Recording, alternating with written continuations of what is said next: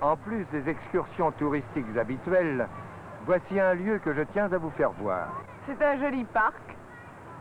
Mais qu'est-ce que c'est? C'est le jardin des Bastions.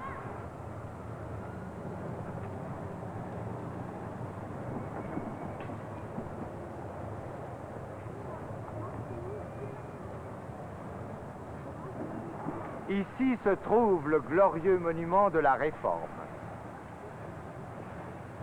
Ah oui, c'est le pays de Calvin.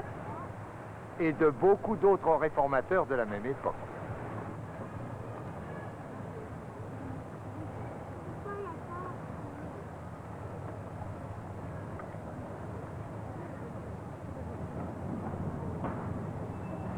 Remarquez les statues des 4 grands réformateurs héroïques.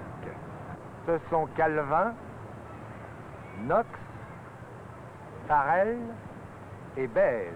C'est Farel qui est allé à Montbéliard, n'est-ce pas? Oui, Margot, c'était bien lui.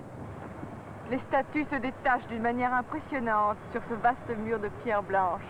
Mais que représentent ces autres statues? Chacune des autres représente les grandes figures protestantes des divers pays. Les bas-reliefs à côté de chacune racontent l'histoire de la Réforme dans chaque pays. Il y a par exemple le Mayflower Compact et à côté, le pèlerin américain.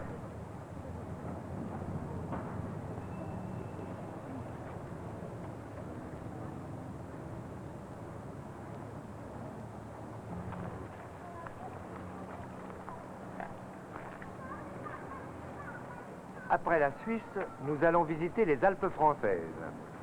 Ce voyage a beaucoup d'attrait pour moi. Mais à vrai dire, je serais presque contente si je pouvais passer tout mon temps ici, au bord du lac.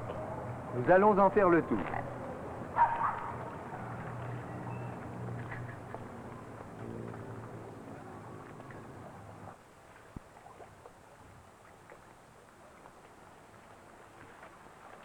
C'est le plus grand lac français et l'un des plus pittoresques du globe. Ça, je le crois bien. Et probablement le plus photogénique, si l'on peut employer ce terme pour un lac. En tout cas, si vous voulez faire de la photo, c'est le moment.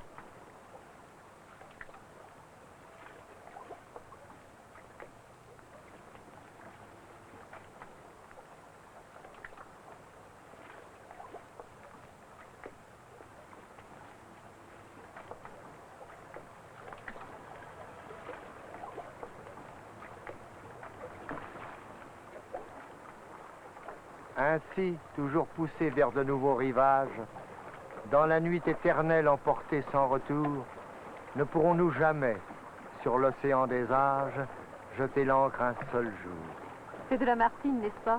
Oui, c'est son poème, le lac. Je l'aime beaucoup. Continuez, s'il vous plaît. Oh, lac, l'année à peine a fini sa carrière, et près des flots chéris qu'elle devait revoir, regarde, je viens seul m'asseoir sur cette pierre où tu la vis s'asseoir. Tu mugissais ainsi, sous ces roches profondes. Ainsi tu te brisais sur leurs flancs déchirés. Ainsi le vent jetait l'écume de tes ondes sur tes pieds adorés. Là, je ne peux plus aller plus loin. Un soir, t'en souvient-il, nous voguions en silence. On entendait au loin, sur l'onde et sous les cieux, que le bruit des rameurs qui frappaient en cadence tes flots harmonieux. Tout à coup, des accents inconnus à la terre, du rivage charmé frappèrent les échos. Le flot fut attentif, et la voix qui m'est chère laissa tomber ses mots. Les suivants, je les connais. Ô temps, suspends ton vol, et vous, heures propices, suspendez votre cours. Laissez-nous savourer les rapides délices des plus beaux de nos jours. Assez de malheureux ici-bas vous implorent, coulez, coulez pour eux. Prenez avec leurs jours les soins qui les dévorent, oubliez les heureux. Mais je demande en vain quelques moments encore. Le temps m'échappe et fuit. Je dis à cette nuit, sois plus lente, et l'aurore va dissiper la nuit. Et mon don de l'heure fugitive, hâtons-nous, jouissons, l'homme n'a point de port. Le temps n'a point de rive, il coule et nous passons. Et moi, le reste du poème, je l'ai oublié. Et moi aussi. Alors, laissons Lamartine ici près de ce lac. De l'heure fugitive, hâtons-nous et jouissons, et voyageons. Si nous voulons trouver une auberge avant la nuit, il vaudrait mieux continuer notre chemin.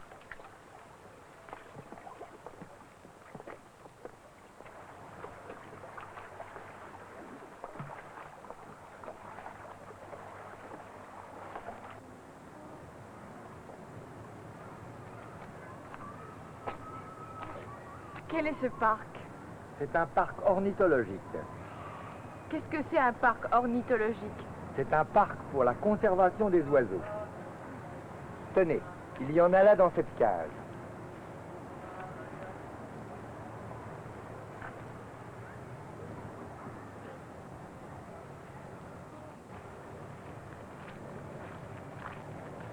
Venez vers l'eau. Il y a des oiseaux aquatiques. Oh, regardez mon oncle, des cygnes!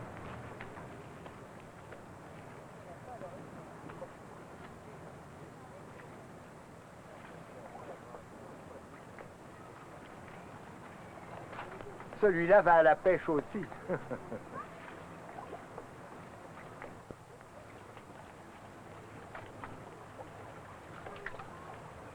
Voyez les montagnes qui baignent dans le lac.